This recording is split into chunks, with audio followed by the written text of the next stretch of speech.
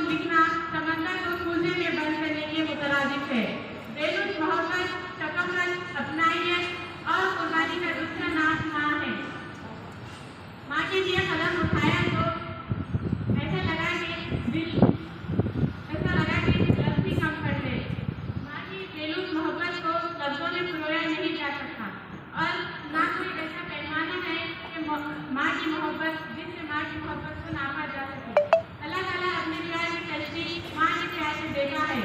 माँ अंधेरे में उजाला है, माँ काबिल एतमाद दोस्त है, माँ का दिल अपने औलाद के लिए कुआं है जहाँ वो अपनी औलाद का हर बात दफन कर देती है। माँ एक दुआ है जो हर वक्त अल्लाह ताला के आगे दामन फैलाए रखती है। माँ एक इतना साया है जो चिड़चिड़ा के रूप में अपनी औलाद को उसकी गर्मी से बचाती है।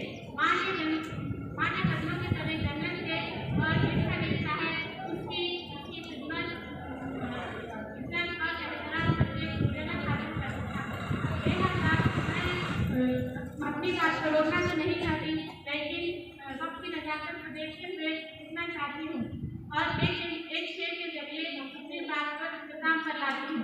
सारी जिंदगी माँ के नाम करती हूँ, सारी